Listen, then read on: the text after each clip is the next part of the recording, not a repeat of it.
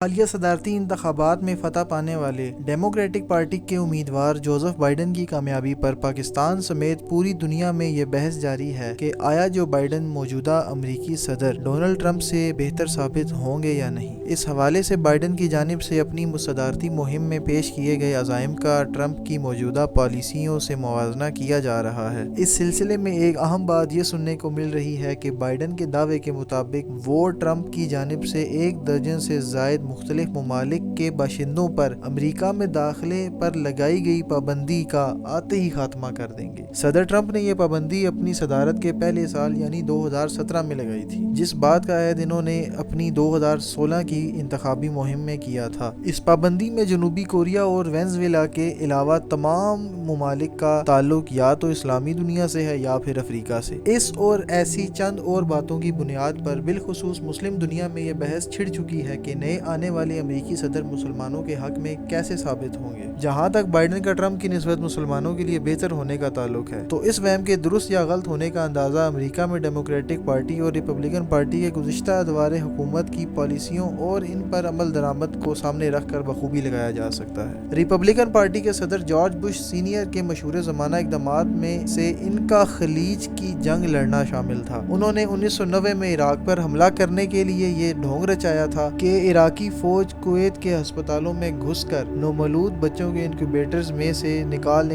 کر باہر پھینک رہی ہے، جس وجہ سے 300 سے زائد بچوں کی جانیں ضائع ہو گئی ہیں۔ ظلم اور بربریت پر مبنی جھوٹی داستان گڑھ کر اور 35 ممالک کو اپنے ساتھ ملا کر امریکہ نے محض اپنے مادی مفادات کے حصول کے لیے عراق کے خلاف یہ جنگ لڑی، جس میں ہزاروں مسلمان قتل کیے گئے۔ اس کے بعد ڈیموکریٹک پارٹی کے صدر بل کلنٹن کا دور آیا۔ کلنٹن نے اپنے دور صدارت میں نام نہاد عرب اسرائیل امن کا راگ الاپا اور 1993 میں اس وقت اسرائیلی وزیر اعظم اسحاق ربین اور پی ایل او کے چیئرمین یاسر عرفات کے درمیان اوسلو معاہدہ کروایا، جس میں پی ایل او کی جانب سے اسرائیل کے عرب سرزمین پر ناجائز وجود کو تسلیم کر لیا گیا۔ اس معاہدے کے مسلمانوں کے سراسر خلاف ہونے کا اندازہ اس بات سے لگایا جا سکتا ہے کہ اس معاہدے کے بعد سے مسلمانوں کی جانب سے یہ مطالبہ کہ اسرائیل کی ریاست کا وجود ہی غلط ہے، کیونکہ اسرائیل کی ریاست کا قیام مسلمانوں کی سرزمین کو غصب کر کے عمل میں لایا گیا ہے، اس مطالبے میں تبدیل ہو کر رہ گیا کہ اسرائیل کا باقی سرزمین پر قبضہ بے شک برقرار رہے اور ہم اس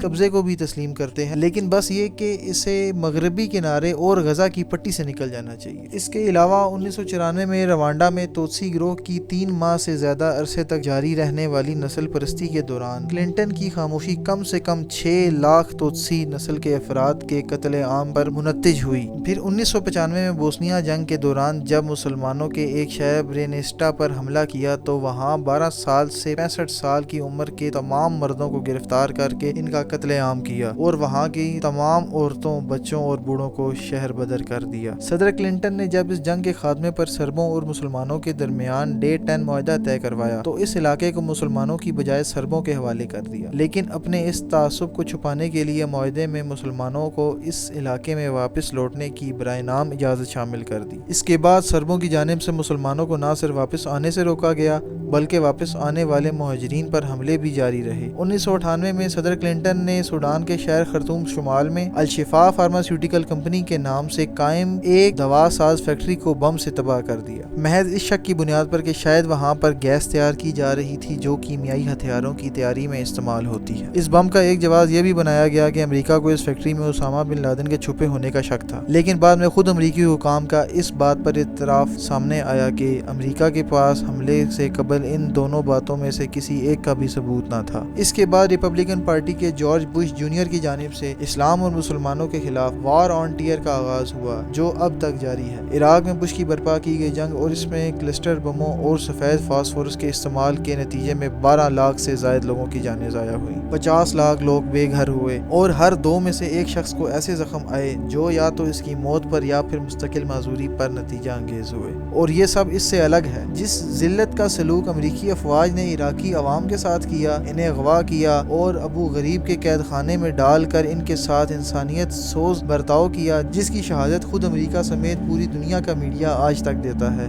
اسی طرح افغانستان میں بش کی برپا کی گئی جنگ میں اب تک ہزاروں کی تعداد میں مسلمانوں کو قتل کیا جا چکا ہے۔ یہاں بھی امریکہ نے بگرام ایئر بیس کے اندر پروان ڈیٹینشن فیسلٹی کے نام سے قید خانہ قائم کیا، جس کے اندر سیاہ قید خانہ کے نام سے ایک اور خفیہ قید خانہ بھی قائم کیا گیا۔ ان قید خانوں میں بھی امریکہ نے انسانیت سوز جنگی جرائم کی داستانیں رقم کی، جن کی آج بھی پوری دنیا گواہ ہے۔ یوں امریکہ نے اپنی جمہوریت اور آزادیاں افغانستان اور عراق کی مظلوم عوام کو بہم پہنچائیں۔ اس وقت جو لوگ ٹرمپ کے مقابلے میں بائیڈن سے امید لگائے بیٹھے ہیں، ایسی ہی امیدیں لوگوں نے 2009 میں بش کے بعد ڈیموکریٹک پارٹی کے صدر براک حسین اوباما سے بھی لگائی تھی، لیکن مسلم دنیا میں اپنے حکمرانوں کے ظلم و ستم کے خلاف 2011 سے اٹھنے والے عرب بہار کے انقلابوں کو غیر مستحکم کرنے اور ان کا رخ اپنے مفادات کی جانب موڑنے میں صدر اوباما نے بہت اہم کردار ادا کیا۔ ایک جانب تو انہوں نے عوامی حاکمیت اور لوگوں کی حکومت کا منافقانہ دعویٰ جاری رکھا، تو اسی دوران دوسری جانب شامی عوام کے خلاف بشار الاسد جیسے سفاک عامر حکمران کا بھرپور ساتھ دیا۔ اس کے علاوہ صدر اوباما نے ڈرون حملوں کے ذریعے مسلمانوں کو قتل کرنے میں اپنے سے پہلے آنے والے امریکی صدور سے بھی سبقت حاصل کی۔ یمن اور لیبیا کے مسلمان سب سے بڑھ کر ان حملوں کا نشانہ بنے۔ جہاں تک حالیہ انتخابات میں منتخب ہونے والے ڈیموکریٹک پارٹی کے نمائندے جوزف بائیڈن کا تعلق ہے، تو وہ 1973 سے 2009 تک کے ایک طویل عرصے کے دوران امریکی سینٹ کا حصہ رہے ہیں۔ 1980 کی دہائی میں اگرچہ بائیڈن امیگریشن کے حق میں پہلے سے موجود اور نئے بننے والے قوانین کی حمایت کرتے رہے، لیکن 1990 کی دہائی کے وسط کے بعد سے انہوں نے بارہا ایسے قوانین پاس کرنے کی حمایت کی جن کا مقصد امیگرینٹس کے حقوق میں کمی لانا تھا اور اس کے ساتھ ساتھ حکومتی اداروں کے اختیارات میں اضافہ کرنا تھا، جو ایسے لوگوں کو تلاش کر کے ان کے ممالک میں واپس بھجوا سکے جن کی دستاویزات مکمل نہیں۔ پھر بائیڈن صدر اوباما کے دونوں ادوار صدارت میں 2009 سے لے کر 2017 تک ان کے نائب صدر بھی رہے، لہٰذا بشار الاسد کی اپنے ہی لوگوں کے خلاف بربریت کی بھرپور حمایت سے لے کر مسلمانوں پر زیادہ سے زیادہ ڈرون حملے کرنے کا ریکارڈ قائم کرنے تک کے تمام اقدامات کا سہرا اوباما کے ساتھ ساتھ مساوی طور پر بائیڈن کے سر پر بھی ٹھہرتا ہے۔ لہٰذا ہم دیکھتے ہیں کہ چاہے صدر امریکہ کی ریپبلکن پارٹی سے ہو جیسا کہ بش سینئر، بش جونیئر اور ٹرمپ وغیرہ، یا پھر ڈیموکریٹک پارٹی سے جیسا کہ کلنٹن، اوباما وغیرہ، امریکہ کی مسلمانوں کی جانب سے پالیسیوں اور اقدامات میں کوئی قابل ذکر